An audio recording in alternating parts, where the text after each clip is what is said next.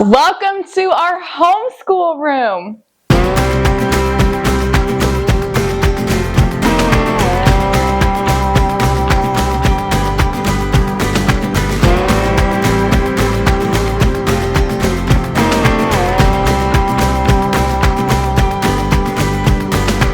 Before we get started with the official tour, I do just want to make two quick disclaimers.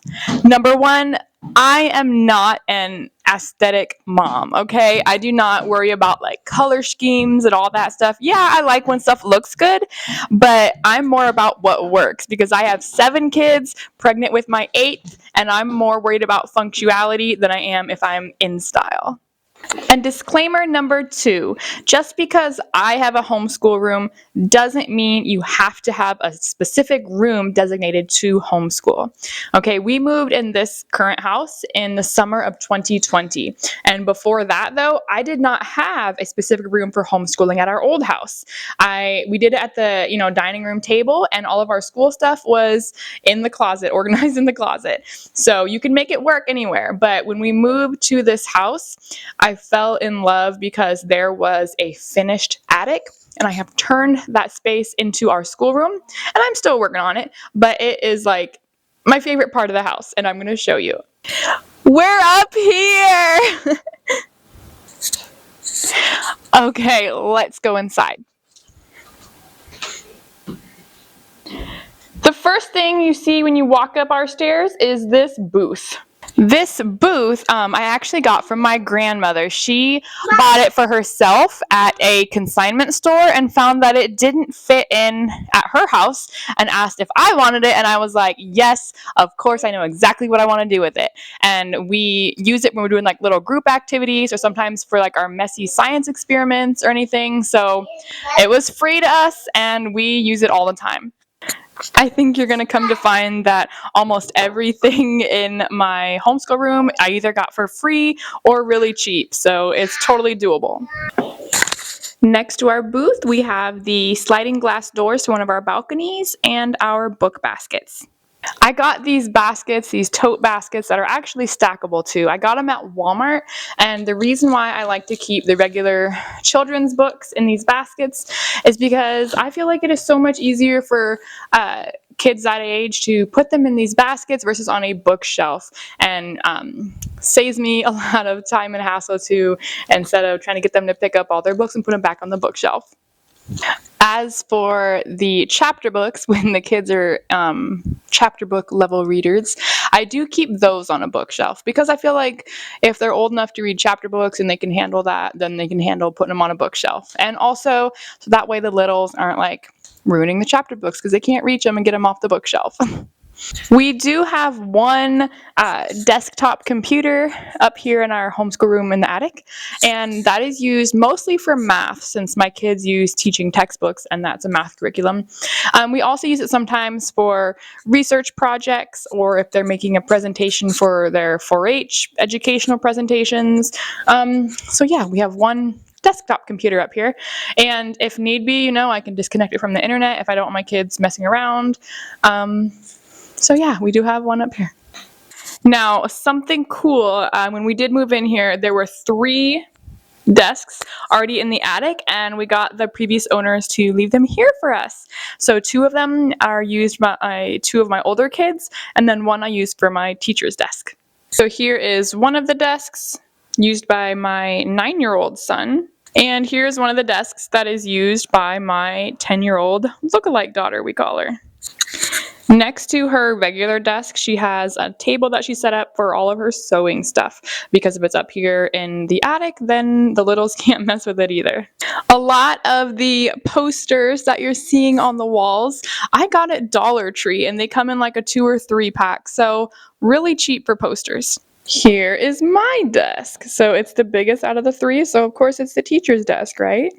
At my desk is where I have one-on-one lessons with the kids. Like if we're working on a reading lesson or something together, I will have the child sit up here with me while we are working on it. And I have different stacks on my desk. It's a very big desk, so I have different stacks of like teacher's manuals and stuff for the different kids. So if I need to pull something out while I'm working with them, I can do that.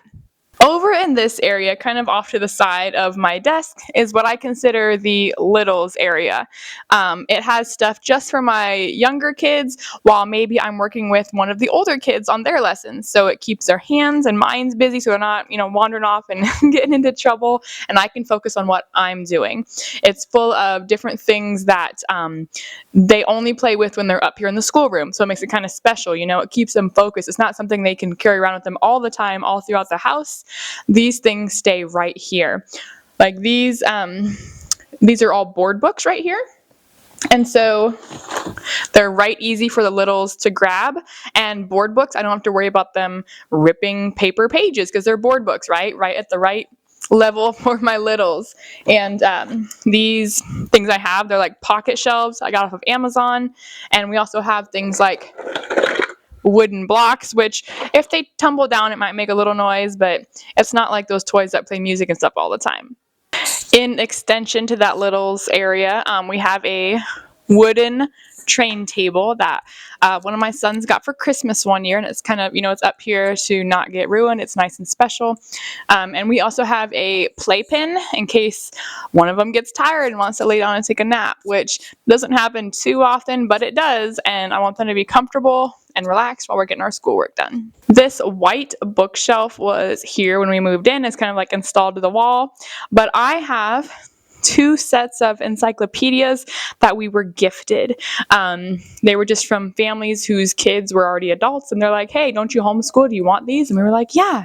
I know a lot of people think that you don't really need things like encyclopedias or dictionaries or whatever anymore because you have the internet at the touch of your fingers. But I believe it's important to teach your children both ways of finding information. Yes, we need to use technology, but do your kids know how to use the old style way too? Like, what if the electricity's out? What if the internet's down? How are you going to find your information, right? This globe I got at a thrift store for just like $1 or $2 or something. We have a thing of potato heads. That's another activity for the little kids. They love doing potato heads. And again, that's something that they just do when they're up here in the schoolroom. A couple more things I would like to add to our homeschool room. Number 1 would be like some beanbag chairs or some other comfortable chairs or whatever for my kids to sit in when they're reading or relaxing or just listening to a lesson. I think that would be fun.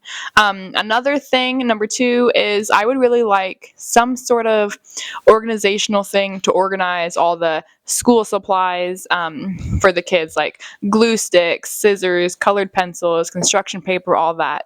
Unlike, in public school, all the kids have their own little, like, pencil boxes or whatever to put stuff in. We don't do that. We do have more of like a community approach with the crayons and glue and scissors and stuff. That way we can all just grab what we need. And like each kid is not in charge of keeping track of their own stuff. We just share it all in that aspect anyways.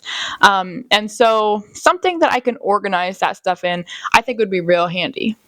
And I just wanted to remind you guys that you don't need a ton of money to get the homeschool area or room or even corner that you want, okay? Most stuff in here was either gifted to us, I got for free, or I bought for cheap or used or something. So it does not have to be expensive. Check out your local thrift stores, Facebook Marketplace, Dollar Tree. People are just getting rid of stuff. People are selling it cheap. You can find stuff on sale. So get out there, and if you have any ideas or questions, let me know. Make sure you like and subscribe for more. Thanks for joining me.